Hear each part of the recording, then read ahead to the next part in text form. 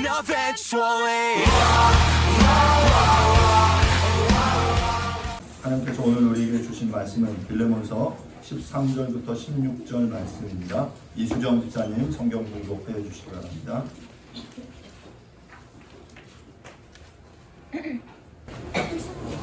하나님께서 오늘 우리에게 주신 말씀은 빌레몬서 13절에서 16절까지 말씀입니다. 그를 내게 머물러 있게 하여 내 복음을 위하여 갇힌 중에서 내 대신 나를 섬기게 하고자 하나 다만 내 승낙이 없이는 내가 아무것도 하기를 원하지 아니하노니 이는 너의 선한 일이 억지같이 되지 아니하고 자의로 되게 하려 함이라. 아마 그가 잠시 떠나게 된 것은 너로 하여금 그를 영원히 두게 함이리니 이 이후로는 종과 같이 대하지 아니하고 종 이상으로 곧 사랑받는 형제로 둘 자라. 내게 특별히 그러하거든 하물며 육신과 주 안에서 상관된 내게랴. 아멘. 자리 앉으시 바랍니다. 지난주 우리는 전에는 그러나 이제는 이라는 제목으로 함께 말씀을 나누었습니다. 바울은 빌레몬에게 감옥에서 자신이 낳은 오네시모를 용납해 줄 것을 부탁하면서 매우 정중하게 사랑으로서 간구하고 있습니다. 왜냐하면 복음으로 말미암아 그리스도 예수 안에서 오네시모가 변화되었기 때문입니다. 오네시모는 무익한 자였으나 이제 유익한 자가 되었다라고 말씀드렸죠. 원래 오네시모의 이름의 의미가 유익한이라고 말씀을 드렸어요. 이름대로 살지 못했던 거예요. 유익한이라 이름을 가지고 있었지만 무익한, 다른 이들에게 해를 끼치는 그 삶을 살았었는데 이제 그리스도 예수 안에서 자신의 존재를 인식하게 되었고 자신의 이름의 의미를 찾게 된 것입니다. 오늘은 13절부터 16절 말씀을 통해서 사랑받는 형제로 여기라 라는 제목으로 함께 말씀을 나누도록 하겠습니다. 첫 시간에 빌레몬서를 시작하면서 여러분들에게 말씀드린 대로 빌레몬서는 바울이 빌레몬에게 개인적으로 보낸 편지다라고 말씀드렸어요. 그래서 이 서신의 어떤 교리적인 내용을 담고 있지는 않습니다. 단지 노예였던 오네시모를 용납해 줄 것을 빌레몬에게 요청하고 있는 것입니다. 그런 의미에서 이 성경을, 이 내용을, 이 서신을 정경 안에 포함시켜야 할지에 대한 논란과 고민이 있었다라고 말씀을 드렸죠. 하지만 빌레몬서는 당시 초대교회에서 널리 읽히고 인용되었고 결과적으로 정경으로 살아남았습니다. 그런 의미에서 빌레몬서의 중요성은 당시의 종과 주인과 노예와의 관계에 대한 새로운 비전을 제시하는 데 있다라고 할 수 있습니다. 하지만 오늘날 이 시대, 우리가 살고 있는 이 시대의 주인과 노예, 이 종과의 관계 같은 이 관계는 더 이상 존재하지 않습니다.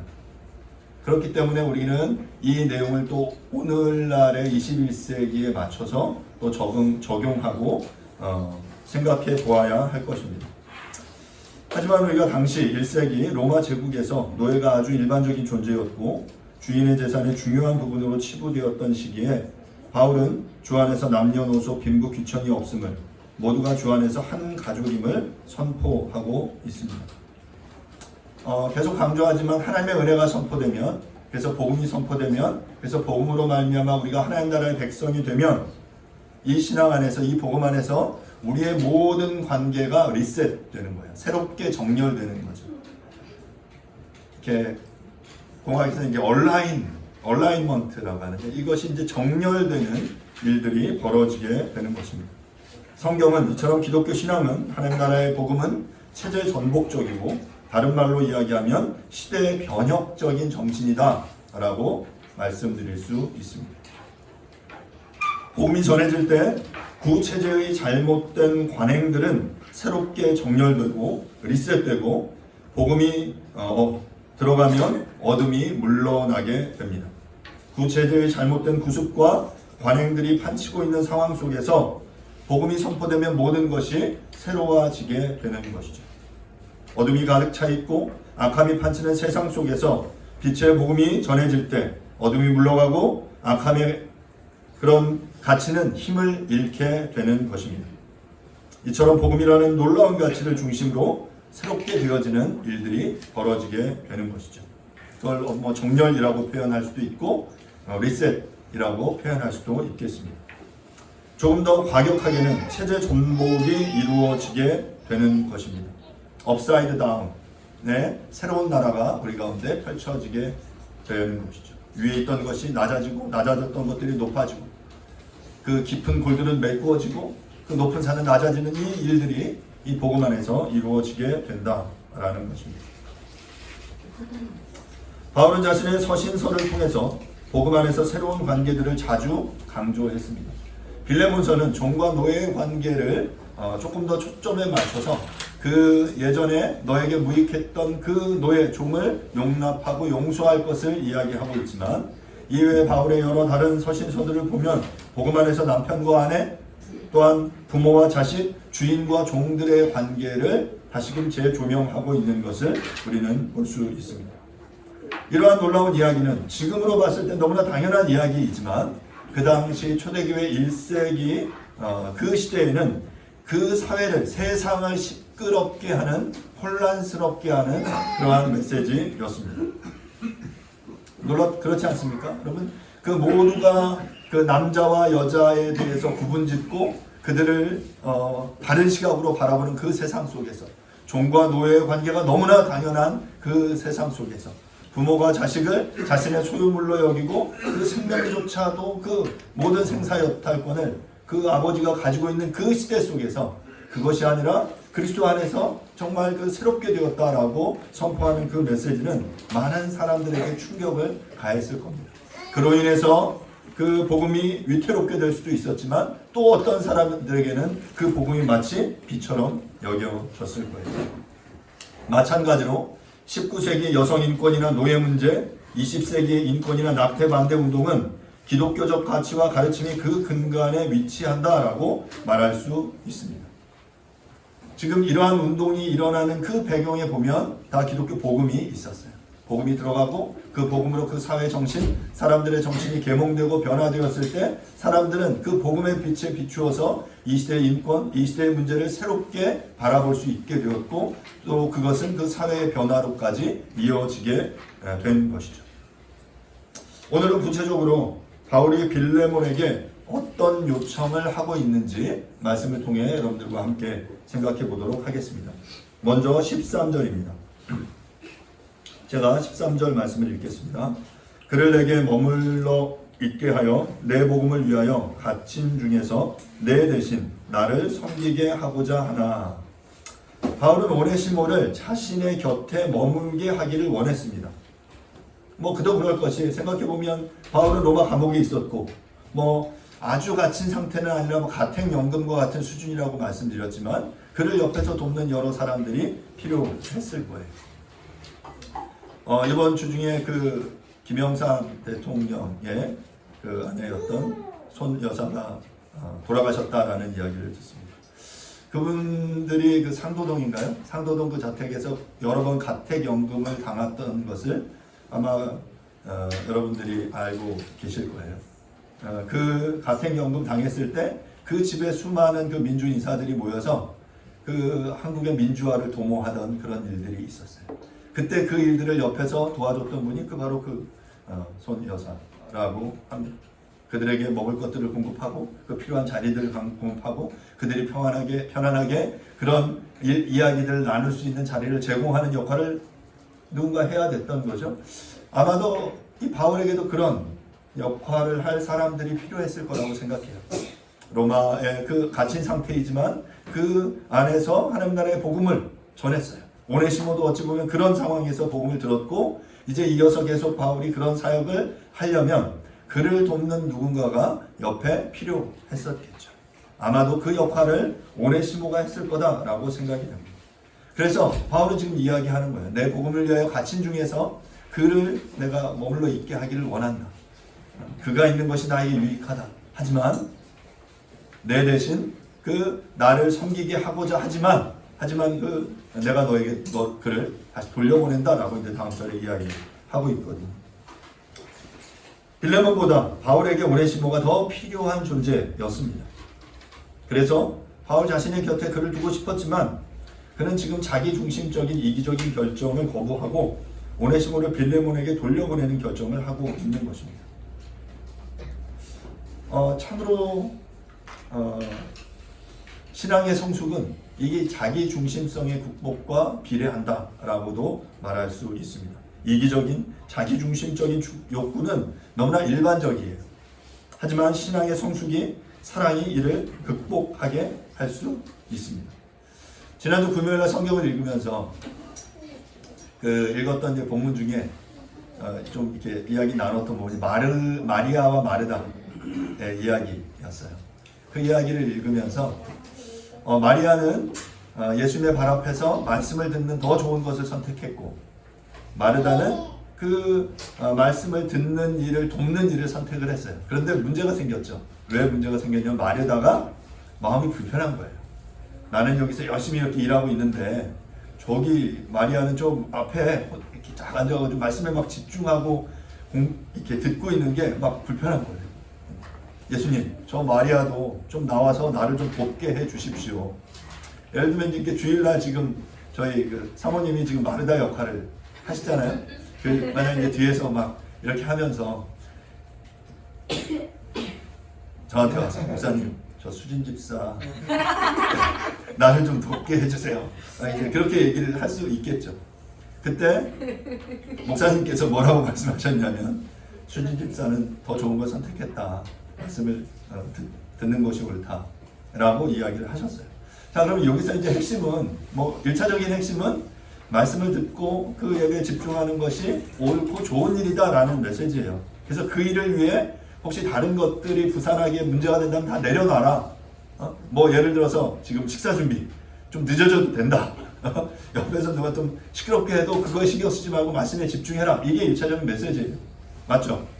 자, 그런데 여기에 숨겨져 있는 또 하나의 메시지는 이 마르다가 만약에 이 자기중심성을 극복한 신앙에 성숙한 사람이었다면 그는 군말하지 않고 그 섬김을 선택하는 거죠.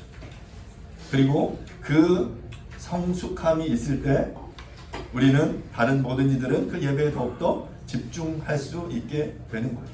그 일을 위해서 어찌 보면 나의 유익을 내려놓는 것을 선택하는 거죠. 저는 이 문맥에 예수님이 그렇게 직접 얘기하시지 않았지만 저는 그렇게 얘기하고 싶어요. 마르다는 또한 더 좋은 것을 선택했다.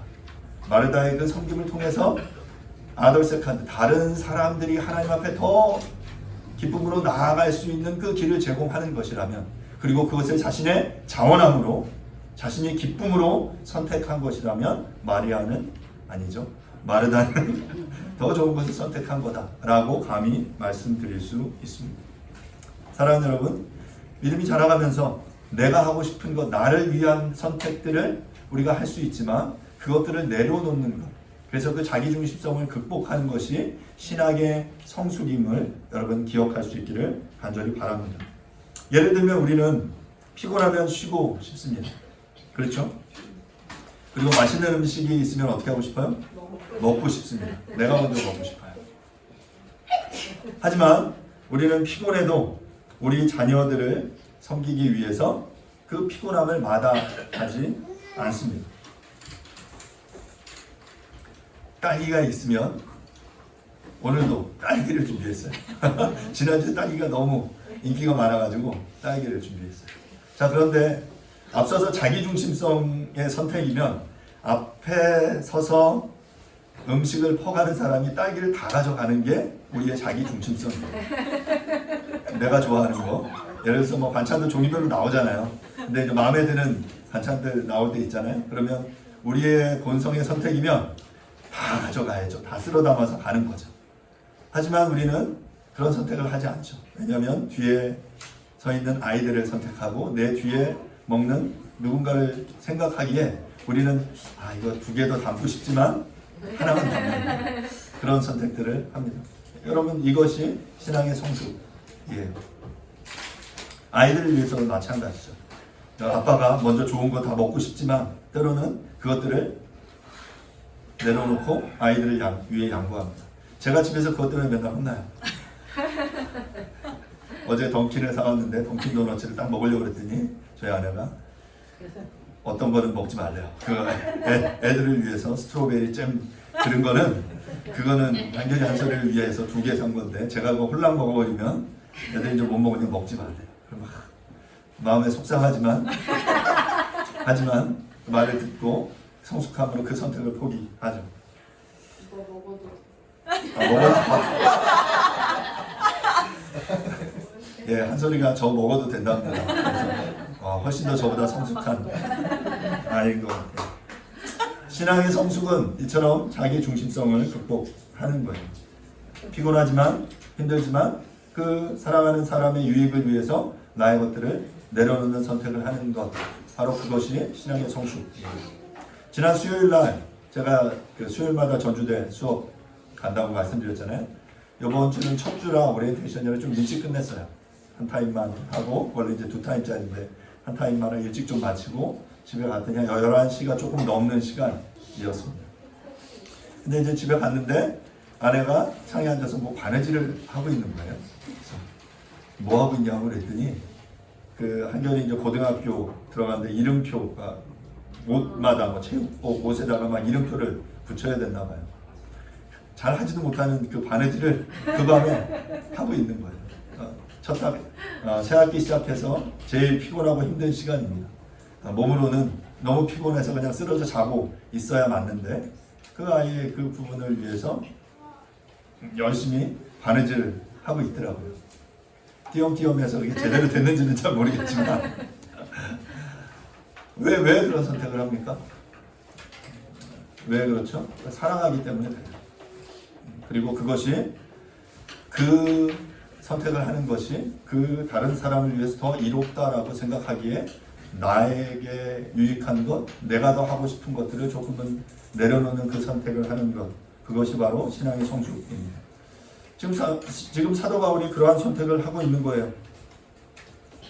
나에게 머물러 있게 하면 나에게 좋죠. 내가 좀 더 편안함을 누릴 수 있어요.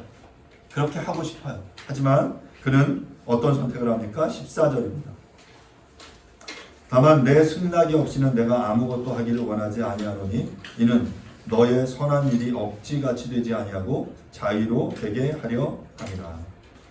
바울은 빌레몬에게 이 선한 일을 행함에 있어서 이것이 억지로가 아니라 자원해서 행할 수 있기를 바람으로 지금 빌레몬에게 허락을 구하고 있는 거예요. 지난 8절에서 말씀드렸죠. 빌레몬은 바울을 존경하고 있었고 바울은 충분히 나이가 먹은 노사도였어요. 그래서 무언가 명령을 해도 빌레몬이 기쁘게 들었을 거예요. 하지만 그렇게 강제로 한 요청이 빌레몬의 자발적인 선택이 아니었기에 어찌 보면 나중에 가서 그가 후회를 하거나 이렇게 찜찜한 상태로 남기를 그는 원하지 않았던 거죠. 그래서 너의 승낙이 없이는 내가 아무것도 하기를 원하지 않는다. 그래서 너가 뭔가 선한 일을 하는데 그것이 그냥 억지로 떠밀려서 하는 것이 되어서 나중에 너에게 찜찜한 것으로 남는다면 나는 그렇게 하지 않고 싶다. 너가 자의로 자발적으로 그 선택을 하기를 원한다 하면서 지금 그를 돌려보내고 있는 것이죠. 빌레몬으로 하여금 자발적으로 명예롭고 선한 일을 선택할 수 있는 기회를 그는 제공하고 있는 것입니다. 바울 정도의 리더십에 있는 사람이라면 그냥 시킬 수 있어요. 그리고 할 수 있죠. 충분히 그럴 수 있는데 그는 지금 이것에 어떤 사람들로부터의 칭찬을 받는 그 기회를 지금 빌레몬에게 허락하고 있는 거예요. 리더로서 이러한 자세는 매우 중요합니다. 많은 이들은 자신이 조명을 받고 칭찬을 받기를 원하죠. 하지만 정말 훌륭한 리더는 자기 혼자 공을 가로채는 것이 아니라 함께하는 이들이 정당한 대우를 받도록 해야 합니다. 아마도 빌레몬이 바울의 억지의 강요에 의해서 오네시모를 용납하고 용서했다면 마음속에 좀 억울함이 남을지도 모르겠습니다. 지난주에도 말씀드렸잖아요. 억지로 사과시키면 앞에서는 사과하는 것 같은데 영 뒤에 가서 앞에서는 악수했는데 딱 뒤로 가서 엄마 아빠 얼굴 안 보일 때 뒤통수 때 형이 뒤통수 때리고 막 그럴 수 있거든요. 자발적으로 용납할 것을 요청하고 있는, 그러면서 그는 지금 이 일이 놀랍게도 하나님의 섭리에 있는 일임을 이야기하고 있어요. 15절입니다. 15절 제가 읽겠습니다. 아마 그가 잠시 떠나게 된 것은 너로 하여금 그를 영원히 두게 함이리니. 그가 잠시 떠나게 된 것, 오네시모가 잠시 떠나게 된 것이 그게 이후에 너로 하여금 그를 너 옆에 영원히 두게 하려는 하나님의 계획이었다라고 그는 바울은 말하는 거예요. 자, 지금 우리 개역개정은 이렇게 얘기했는데 이것을 공동번역은 이렇게 조금 더 설명을 했습니다. 공동번역 제가 한번 읽어보겠습니다. 그가 잠시 동안 그대에게서 떨어져 있었던 것은 아마 그를 영원히 그대의 사람으로 만드시려는 하나님의 섭리인지도 모릅니다. 공동번역은 친절하게 이것이 하나님의 섭리다 라고 첨언하고 있습니다. 말하자면 오네시모가 빌레몬을 잠시 떠나게 된 것, 그 떠나게 된 사유는 오네시모가 빌레몬 주인의 것을 훔치고 어떤 해를 끼치는 악한 행동 때문이었어요. 그래서 도망간 거예요. 그런데 그 악함조차, 그 잘못된 행동조차도 오네시모를 영원히 빌레몬의 사람으로 두게 하시려는 하나님의 경륜이었다라고 말하고 있는 것입니다. 바울은 지금 이 표현에서 신적 수동태 형식을 사용해서 이 사건을 설명하고 있어요. 저는 이 표현을 읽으면서 구약의 요셉의 사건이 떠올랐습니다. 창세기 45장 5절부터 8절 말씀을 보도록 하겠습니다. 당신들이 나를 이곳에 팔았다고 해서 근심하지 마소서, 한탄하지 마소서. 하나님이 생명을 구원하시려고 나를 당신들보다 먼저 보내셨나이다. 당신이 2년 동안 흉년이 들었으나 아직 5년은 밭갈이도 못하고 추수도 못할지라. 하나님이 큰 구원으로 당신들의 생명을 보존하고 당신들의 후손을 세상에 두시려고 나를 당신들보다 먼저 보내셨나니 그런즉 나를 이리로 보낸 이는 당신들이 아니요 하나님이시라. 하나님이 나를 바로에게 아버지로 삼으시고 그 온 집의 주로 삼으시며 애굽의 온 땅의 통치자로 삼으셨나이다. 여러분, 이 창세기 45장의 본문은 애굽의 총독으로 있던 요셉이 자신을 죽이려다가 애굽의 노예로 팔아넘긴 그 형들을 다시 조우하게 되는 장면입니다. 이 전의 이야기들은 잘 아시죠? 그렇게 팔려간 요셉은 어떻게 됩니까? 팔려가서 보디발의 집에 노예가 돼요. 그래서 노예로 일을 하는데 이 젊은 청년이 노예가 너무 열심히 일을 잘해요. 그래서 그랬더니 보디발이 점점 요셉에게 여러 가지 중요한 직책을 맡깁니다. 그러자 이제 문제가 벌어지죠. 그 보디발의 아내가 이 요셉을 유혹해요. 그래서 집에 아무도 없을 때 그 여인이 막 이렇게 옷을 벗으면서 유혹을 한 거예요. 그러자 요셉이 어떡합니까? 그것을 이제 뿌리치고 도망가죠. 나중에 이 보디발의 아내가 거짓말을 합니다. 저 요셉이 나를 겁탈하려고 했다. 그랬더니 이제 보디발이 화나서 요셉을 어떻게 합니까? 감옥에 가둬요. 노예의 신분에서 어떤 신분이 됩니까? 죄수의 신분이 돼요. 죄수의 신분으로 감옥 안에 있었습니다. 그런데 그 감옥 안에서도 요셉은 가만히 있지 않았어요. 감옥 안에서도 하나님은 요셉과 함께 하셨어요. 요셉이 감옥 안에서 여러 가지 일들을 하게 된 거죠. 하다 보니까 이 간수가 보니까 이렇게 되게 똑똑해. 맡기는데 일을 잘해. 점점 중요한 일을 맡겼어요. 그래서 그 간수의 총애를 입다가 그 요셉이 감옥 안에서 사람들의 꿈을 해몽해 줍니다. 그리고 꿈을 해몽해 준 게 너무나 정확히 들어맞아요. 나중에 그 꿈으로 인해서 자신의 직이 회복되었던 그 관원이 나중에 그 바로의 꿈 해몽을 요청하는 이야기를 듣고 예전에 자신의 꿈을 해몽해줬던 요셉이 생각났어요. 요셉을 초청하죠.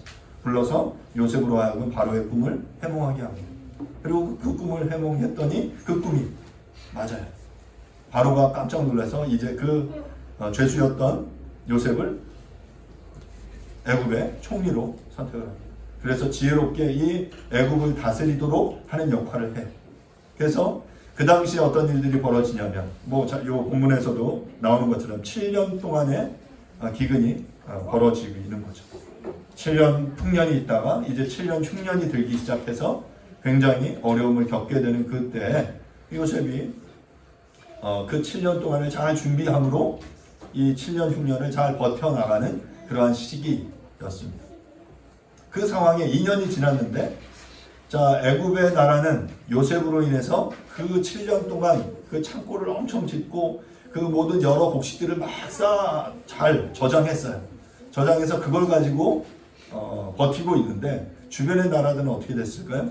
7년 동안 막 풍년이 나서 와우 신난다 하면서 막 흥청망청 생활을 하다가 갑자기 흉년이 들기 시작하자 이제 몇 년이 지나니까 다 죽게 된 거죠.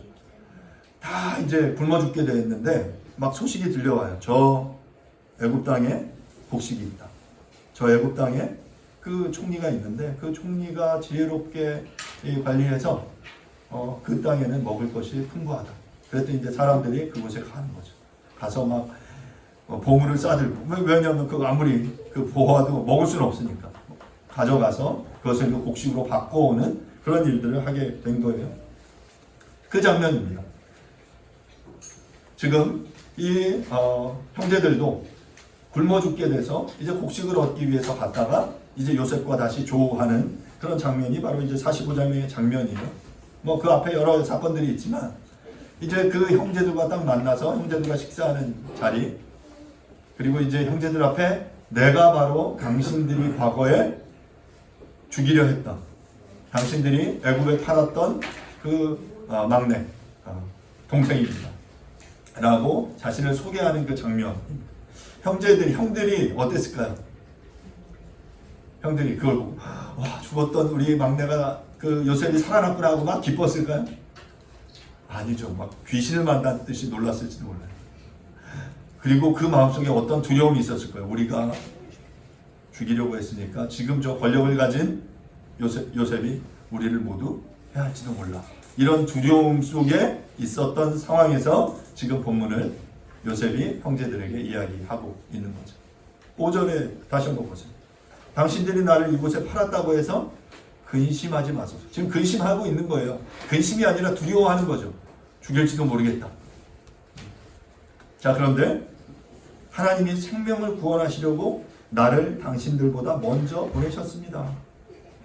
7절, 하나님이 큰 구원으로 당신들의 생명을 보존하고 당신들의 후손을 세상에 두시려고 나를 당신들보다 먼저 보내셨나니 그런즉 나를 이리로 보낸 이는 당신들이 아니요 하나님이시라. 바울이 요셉이 이렇게 고백하고 있습니다. 나를 이곳에 보낸 분은 당신들이 아닙니다. 형님들이 아니에요. 하나님이십니다. 라고 말하고 있습니다. 어떻게 요셉이 이런 고백을 할 수 있었을까요? 요셉도 처음부터 그런 생각을 하진 않았어요. 형들이 지금 나를 때려 죽이려고 해. 웅덩이에 빠져서 죽게 만들어. 그리고 나를 팔았어. 그 과정에서 노예로, 죄수로 거의 뭐 고통스러운 시간들을 보내면서 형들을 원망하면서 아파하면서 지내지 않았겠습니까? 그런데 그 과정 속에서 극적으로 하나님이 함께 하셨고 그를 형통케 하셨고 길을 여심으로 그를 애굽의 총독으로 바꾸셨어요. 그리고 그 과정 속에서 하나님의 인도하심을 그는 차근차근 발견하게 되는 것이죠. 바로 그것이 하나님의 섭리, 하나님의 경륜인 것입니다. 이처럼 하나님의 사람은 하나님의 경륜을 이해하고 받아들입니다. 요셉은 노예로 죄수로 온갖 고초를 겪었지만 하나님의 함께 하심으로 주변의 사람들을 형통케 했고 자신을 이곳에 보내신 분은 물리적으로는 보여지는 것은 형들이 나를 이렇게 죽이려 해서 보낸 거지만 하지만 그 이면 속에 하나님이 자신의 그 가족, 자손들을 형통케 하기 위해서 하나님이 너희의 자손을 이 바다의 모래처럼 하늘의 별처럼 많게 하겠다라고 약속하신 그 말씀을 이루시기 위해서 나를 이렇게 사용하셨다. 나를 이곳에 보내셨다라고 그는 하나님의 섭리를 인정하고 있는 것입니다. 사랑하는 여러분, 혹시나 우리 또한 이러한 상황들을 보내고 있지는 않나 모르겠습니다. 오네시모가 빌레몬을 배신해서 손해를 끼치고 도망갔어요. 그런 그 손해를 입은 그 상황 속에서 우리는 어떤 하나님의 섭리와 경륜을 만납니까? 질병의 고통과 우리의 삶의 그 여러 문제들과 우리의 힘으로 감당할 수 없는 이 여러 가지 고난 앞에서 우리는 어떤 반응들을 하고 있습니까? 고초를 겪고 고난을 겪는 그 순간이 우리에게 어떻게 다가옵니까? 바울은 지금 이야기하는 거예요. 오네시모가 주인을 배신하고 도망함으로 잠시 그를 떠났지만 이것 또한 오네시모를 빌레몬의 사람이 되게 하기 위한 하나님의 경륜이었다라고 15절은 말하고 있는 것이죠. 그런 의미에서 하나님의 사람인 바울은 하나님의 경륜을 이해하고 있었습니다. 그래서 바울은 하나님께서 오네시모를 잠시 떠나게 하심을 통해서 영원히 그를 빌레몬 곁에 두게 하실 것을 섭리하시는 분이다 라고 이야기하고 있는 것입니다. 우리가 이 땅에서 당하는 잠시를 통해서 영원히 결정된다면 우리는 이 잠시의 사건에 좀 더 주의를 기울이고 그 안에서 하나님의 섭리를 이해하기 위해서 노력해야 할 필요가 있습니다. 잠시의 그것이 지금 나에게 악한 일이고 그것이 나에게 문제이고 그것이 나에게 고통으로 보여집니다. 그것이 손해이고 실패처럼 보일지라도 하나님께서는 그것을 선용하실 수 있는 분이심을 여러분 믿을 수 있기를 간절히 바랍니다. 그리고 그 과정 속에서 하나님의 섭리를 발견해 나아가는 것이죠. 이제 16절입니다. 이후로는 종과 같이 대하지 아니하고 종 이상으로 곧 사랑받는 형제로 둘 자라. 내게 특별히 그러하거든 하물며 육신과 주 안에서 상관된 내게야. 바울은 빌레몬에게 이후로는 오네시모를 종과 같이 대하지 말고 종 이상으로 곧 사랑받는 형제로 여길 것을 요청합니다. 동일하게 16절 본문의 공동 번역은 또 이렇게 좀 더 길게 번역을 하고 있죠. 16절을 이렇게 번역했습니다. 그러나 이제부터는 그는 종으로서가 아니라 종 이상으로 곧 사랑하는 교우로서 그대와 같이 있게 될 것입니다. 그는 내가 특별히 사랑하는 교우입니다. 그렇다면 인간적으로 보든지 주님을 믿는 신앙의 견지에서 보든지 그대에게야 그가 얼마나 더 귀중하게 생각되겠습니까? 무엇이 오네시모를 더 이상 종이 아니라 사랑받는 형제가 되게 한 것입니까? 바로 복음입니다. 복음을 통해서 빌레몬은 또한 오네시모는 특별한 존재가 되었습니다. 이렇게 그 오네시모는 바울이 특별히 사랑하는 형제가 되었습니다. 이미 바울에게 오네시모가 그런 사랑받는 형제였다면 빌레몬에게도 마찬가지로 사랑받는 형제가 되어야 한다라고 말하고 있는 것이죠. 말씀드린 대로 복음은 이렇게 놀라운 영향력, 체제 전복적인 메시지, 그 삶을 변화시키는 능력이 있습니다. 말씀을 마무리하겠습니다. 바울은 자신이 복음을 위하여 갇힌 중에서 오네시모의 섬김을 받기 원했지만 먼저 오네시모와 빌레몬과의 해결해야 할 문제가 선행되어 있음을 알기에 자신의 기득권을 포기합니다. 바로 자신의 기득권을 포기하는 것, 자기중심성을 극복하는 것, 바로 이것이 신앙의 성숙이죠. 바울은 그런 인물이었어요. 사랑하는 여러분, 우리가 마땅히 누리고 주장할 수 있는 그 권리들을 때로는 제한하고 내려놓고 다른 이들의 유익을 위해서 다른 선택을 하는 그러한 삶을 살 수 있기를 바랍니다. 또한 바울이 오네시모를 보내 빌레몬으로 하여금 사랑받는 형제로 여길 것을 요청하는 이유는 바로 그 안에서 하나님의 경륜, 하나님의 섭리를 발견했기 때문입니다. 오네시모의 실수로 빌레몬에게서 도망가게 되었지만 그로 인해 로마 감옥에서 바울을 만날 수 있게 되었죠. 그러니까 아이러니하게 지금 이 오네시모가 주인의 것을 훔쳐서 해를 끼치고 도망가지 않았다면 그는 바울을 만나고 바울을 통해 변화될 기회를 찾지 못했을 거예요.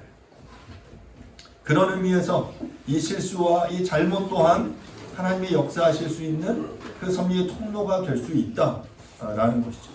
그는 그렇게 도망가서 여차저차 하다가 로마 감옥에 있던 바울을 돕는 아마 그런 역할들을 하다가 바울로부터 복음을 듣게 된 거예요. 그리고 그 복음을 통해 그의 인생과 삶이 변화된 것이죠. 그렇게 유익한 자가 된 거예요.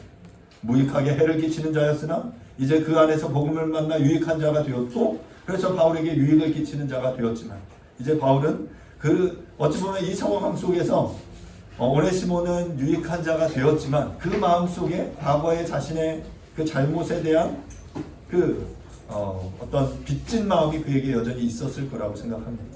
그리고 그것으로부터 자유케 해주고 그 오네시모를 하나님 안에서 조금 더 그 자유롭게 정말 진정으로 풍성한 그 삶을 살 수 있도록 하기 위해서 바울은 자신의 기득권을 내려놓고 그를 돌려보내고 정말 다시금 오네시모와 영원히 빌레몬과 함께 있도록 하는 그 제안을 하고 있는 것이죠. 우리의 삶도 그렇습니다. 이처럼 우리의 삶에 아픔과 슬픔, 실패와 손해로 점철되어 가는 것 같을지 모르지만 하나님의 경륜과 하나님의 섭리 속에서 그것이 바로 우리의 승리와 우리의 유익이 될 수 있음을 기억할 수 있기를 간절히 바랍니다. 그렇기에 빌레몬은 종이었던 오네시모를 사랑받는 형제로 여길 수 있었던 것입니다. 사랑하는 여러분, 우리의 삶은 어떻습니까? 항상 승리하고 항상 기쁘고 행복하기를 원하지만 우리의 삶에도 손해가 있고 상처가 있고 또한 죄를 짓기도 하고 많은 문제와 어려움과 아픔들이 있지 않습니까?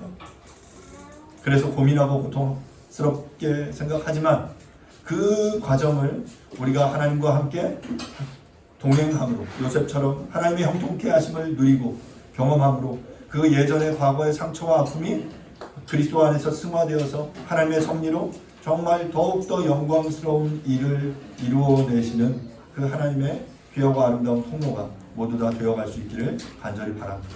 그렇게 하나님 안에서 우리 모두 사랑받는 존재입니다. 또한 우리에게 그렇게 실패하거나 잘못을 끼친 그들까지도 우리가 그리스도 안에서 사랑받는 존재로 여기고 용납함으로 그 하나님의 놀라운 일들이 더욱더 우리 안에서 우리의 삶을 통해 더욱더 나타나게 되기를 간절히 바랍니다. 이 시간 함께 말씀을 생각하시면서 함께 이 시간 잠시 기도하죠. 우리의 삶 속에 정말 그 하나님의 섭리를 발견해내는 우리 모두가 될 수 있기를 간절히 바랍니다. 우리 안에 실수하고 실패하는 이들 있지만 그들을 정말 사랑받는 형제로 여기고 정말 그래서 그들로 하여금 더 하나님의 놀라운 역사의 도구가 되도록 하는 그런 역할들을 우리가 함께 감당해낼 수 있기를 간절히 바랍니다. 이 시간 함께 말씀 생각하시면서 조용하게 잠시 기도하도록 하겠습니다. 기도하겠습니다. 하나님 기대를 구합니다. 우리가 하나님 안에서 어떤 좀